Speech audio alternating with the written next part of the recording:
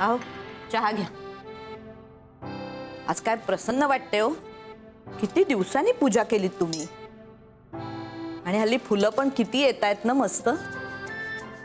उरलेल्या फुलांचा मस्त गजरा करते. बाबा प्लीज ऐका ना, मला काहीतरी महत्त्वाचं सांगायचंय तुम्हाला. आम्ही लग्न केलंय.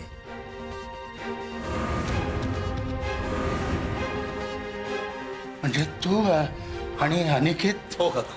गेले काही महिने तो एका कंपनीत ड्रायव्हर म्हणून काम करतच होता. काय हो आज काय मौन व्रत वगैरे आहे की काय. बोला काहीतरी. फुले वेचिता बहरू कळी हसी आला मोकरा. अहो हातवारे करून बोला, पण बोला ना. मोकरा. पाषाणकर वकिलाकडे जाणार आहे. हे देवा.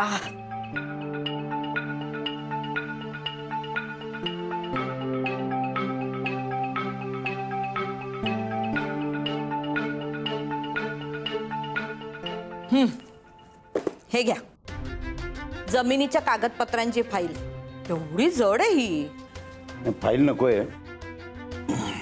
असं काय पाषाणकर वकिलांकडे जाणार आहात ना. जमिनीच्या संदर्भात नाही जात आहे. का. आपल्या मनूच्या संदर्भात चर्चा करण्यासाठी जातोय. म्हणजे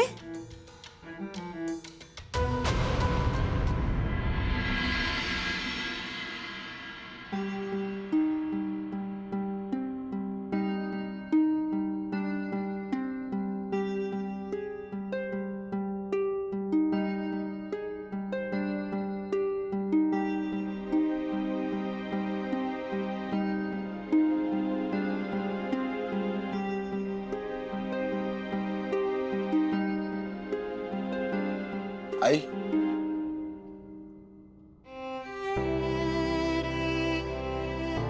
अरे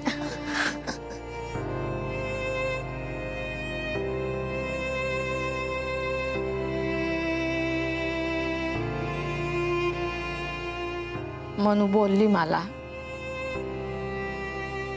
तुझ्या कामाचं काय होत नाही.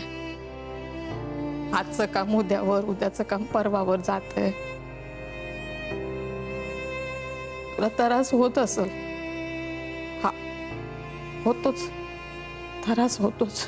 पण मी नाही ना काय करू शकत बाबू. मला नाही समजत त्याच्यात काय.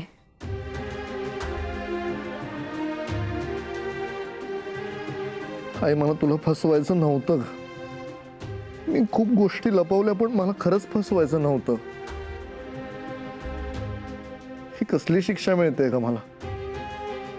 माझ्यामुळे तुला मनूच्या आईबाबांना त्रास झाला याची की माझ्यामुळे मनूचे जे हाल होत आहेत त्याची शिक्षा मिळते का.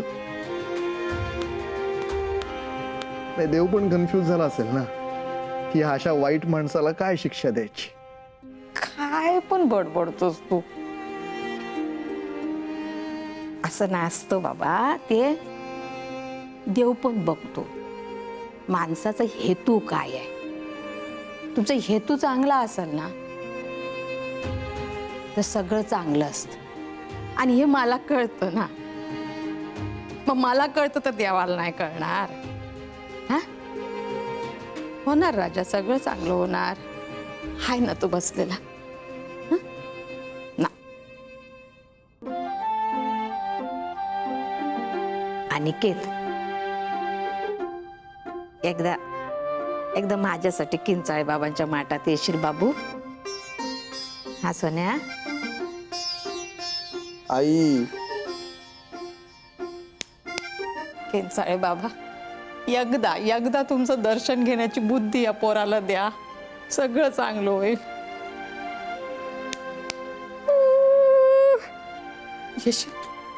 आई अगं त्या अनिकेतचा हेतूच मानसीला फसवण्याचा होता आणि ही बावळट फसली.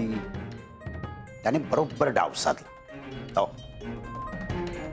पण मला आश्चर्य ना तुम्हा सगळ्यांचं वाटतंय. काय म्हणाला होता तो. की एका फॉरेनच्या कंपनीमध्ये मोठ्या पदावर आहे, हो ना? पण प्रत्यक्षात तो ड्रायव्हर निघाला, बरोबर? छे छे छे छे छे, अरे मी प्रत्यक्ष त्या ऑफिसमध्ये जाऊन पाहिलं. शी घाण, अक्षरशः घाण. तू असतीस ना तर तिथे पाऊल देखील ठेवलं नसतं. मग मला सांगा, ही फसवणूक नाही आपली? बाबा, मला मान्य आहे तुमची फसवणूक झाली आहे, पण मनूला हे सगळं माहित होतं. तिची फसवणूक झालीच नाहीये. ते काय वाटेल ते असू दे. मी वकिलाला भेटणार, त्यांच्याशी रितसर चर्चा करणार, त्यांना सांगणार की हे आहे, असं आहे, काय ते लवकर करा आणि माझी मुलगी मला परत द्या. मला तिचे हाल बघवत नाही. That's all. कसले हाल? हं? उषा तिचे हाल करेल असं स्वप्नात तरी खरं वाटेल का आपल्याला? हे बघ, उषाताईंबद्दल माझं काहीच म्हणणं नाहीये. अरे त्या माऊलीला देखील या माणसाने फसवलंय. मला सांग, जो माणूस आपल्या जन्मदात्या आईला फसवू शकतो तो मनूचं काय बघणार आहे? हा? पण ह्या सगळ्यात मनूची मर्जी होती ना? कसली मर्जी? तिचं का वय आहे का, काय अक्कल आहे का तिला? ते काय नाही. आता जे काय होईल ना ते सगळं कोर्टात होणार. बस. आणि कोर्टाची फी कुठून आणणार आहात? झालं? प्रत्येक वेळेस माझा नाकर्तेपणा सिद्ध करण्याची काही गरज आहे का? वेळ पडली ना तर हे घर विकीन, कळलं? अहो बाबा, तुम्ही सासूची वकिली करण्याची काही गरज नाहीये. मला सांगा, आता ती जे काय बोलली त्याचा काही वेगळा अर्थ निघू शकतो का? बरं ठीक आहे, ठीक आहे. तुमच्या सगळ्यांच्या सोयीसाठी घर नाही विकत, ओके? नाही विकत. किडण्या तर विकू शकतो ना माझ्या. त्या तर माझ्या स्वतःच्या आहेत. विका, घर विका, तिला परत आणा. हं? आणि काय, राहा दोघ जण रस्त्यावरती. अहो, आत्ता निदान छप्पर तरी आहे तिच्या डोक्यावरती. मग तेही काढून घेणार आहात? ए, वाटेल ते काय बोलतेस? चल. बाबा,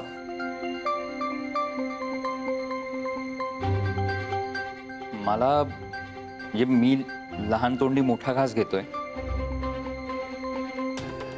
पण मला खरंच असं वाटतंय की वकिलांकडे जाण्याच्या आधी तुम्ही तुमच्या जवळच्या कुठल्या तरी माणसाशी बोलावं.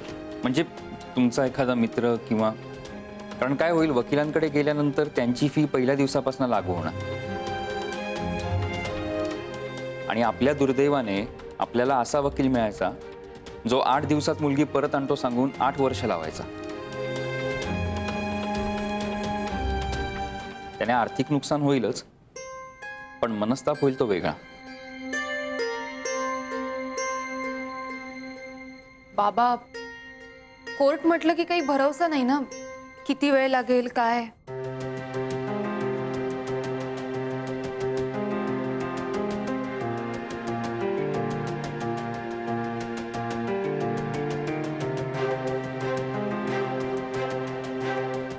आहे असा एक माणूस ओळखीचा आहे. आजच त्याला गाठतो आणि तुकडाच पाडतो.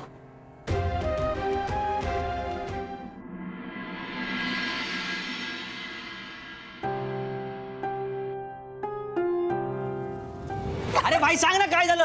आणि नुसतं नाचतोय तू, सांग तर. अरे चैत्या, आहे बघ, भोपे सरांचा मेसेज आलाय. मानसी टूर्स अँड ट्रॅव्हल्सची नवीन गाडी.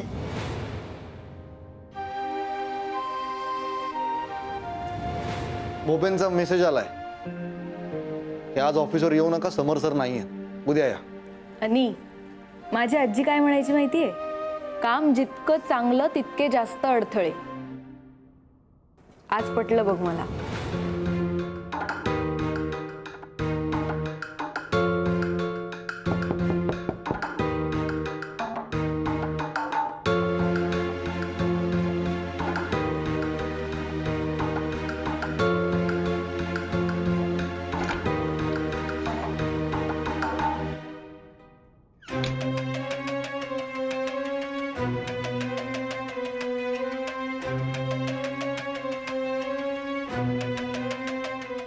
काका,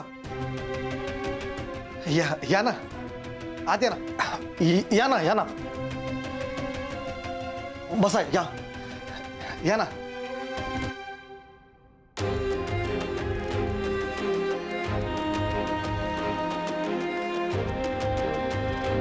बसा बसा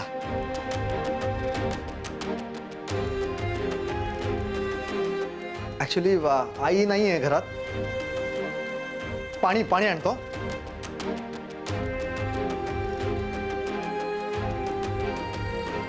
हे घ्या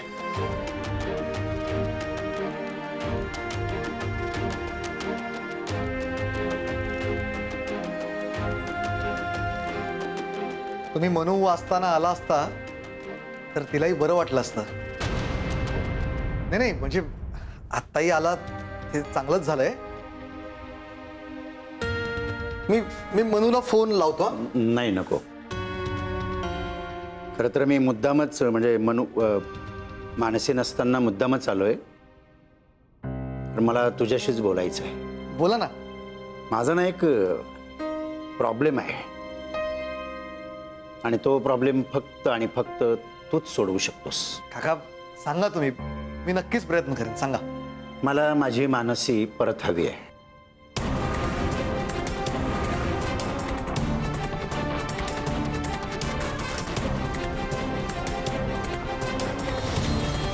तर मला तुझ्याशीच बोलायचं आहे बोला ना माझा ना एक प्रॉब्लेम आहे काका सांगा तुम्ही मी नक्कीच प्रयत्न करेन सांगा मला माझी मानसी परत हवी आहे कारण ती इथे सुखी नाही आहे तुम्हाला कोणी बोललंय का किंवा मानसी काही बोलली आहे का छे ती बिचारी कशाला काय बोलेल ना पण मी बाप आहे ना तिचा मला दिसत नाही का सगळं जाणवतं ना मला सगळं तू तिला या लग्नातून मुक्त करायचंस काय बोलताय तुम्ही मला माझी मुलगी सुखात राहायला हवी आहे आणि तिच्या सुखासाठी मी काय वाटेल ते करू शकतो चहा घेता का हा मी चहा टाकतो नको काकू कशा आहेत त्यांचे गुडघे आता बरे आहेत का अनिकेत मी तुला काहीतरी विचारलंय नाही तुम्ही चहा घ्याच मी चहा टाकतो तुम्हाला जरा बरं वाटेल मला उत्तर हवंय अनिकेत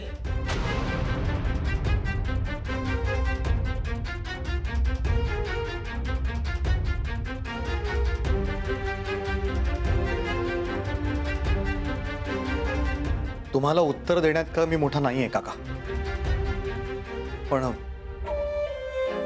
मनूला जर खरंच तुम्हाला सुखात बघायचं असेल ना तर तिला इथेच राहू द्या तू सांगितलं आणि मला ते पटलं नाही तुम्हाला मीच पटत नाहीये म्हणल्यावर तुम्हाला माझं कुठलंच म्हणणं पटणारच नाहीये आई बापापासून तोडलंयस तू तिला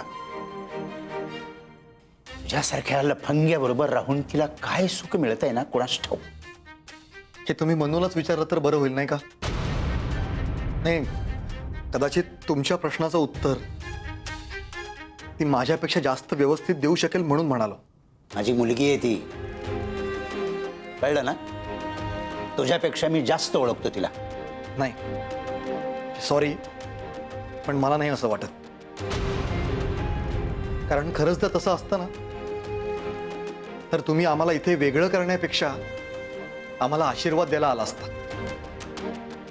काका अहो विश्वास ठेवा माझ्यावर मी मनूला काहीच कमी पडू देत नाहीये उलट जेवढं तुम्ही तिच्याकरता करताय ना तेवढंच मी करायचा प्रयत्न करतोय खरंच बापाच्या प्रेमाची तुलना नवऱ्याच्या प्रेमाशी होऊच शकत नाही काका मी तुलना नाही करत आहे हो मी तुम्हाला एवढंच सांगायचा प्रयत्न करतोय की बस मला तुझ्याशी बोलण्यात काडीचाही रस नाहीये तू मनुष्य घटस्फोट घेणार आहेत की नाही तेवढं सांग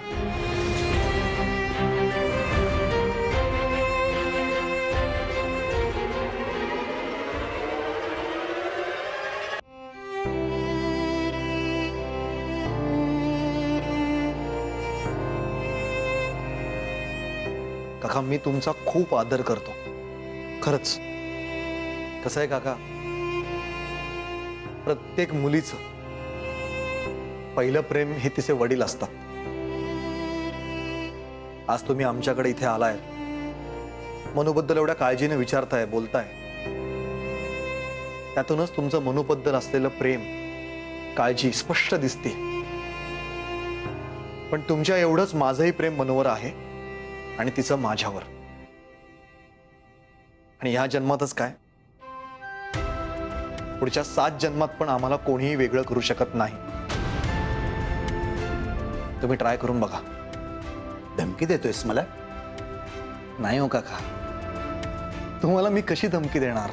खरं तर आज तुम्ही पहिल्यांदा आमच्या घरी आलाय आणि माझ्याकडे काहीतरी मागताय आणि मला ह्याचं वाईट वाटतं की मी ते तुम्हाला देऊ शकत नाही.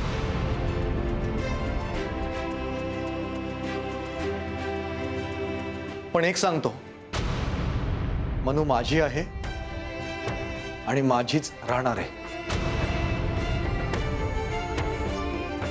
तुला सरळ मार्गाने सांगितलेलं पटत नसेल तर माझ्याकडे अजूनही पर्याय आहे.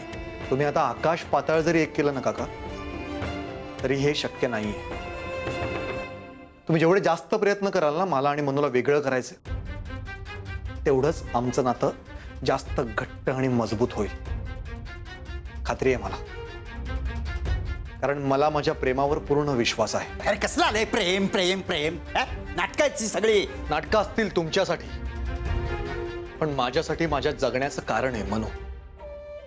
आणि इथून मनूला घेऊन जायचा विचार प्लीज सोडून द्या.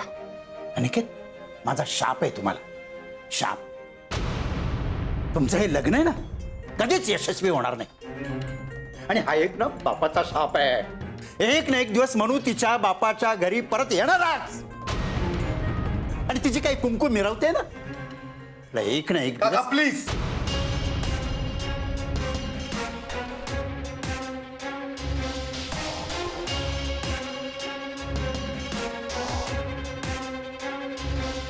काका, काका प्लीज, तुम्ही तुमच्या मुलीबद्दल आणि माझ्या बायकोबद्दल बोलताय, याचं भान ठेवा.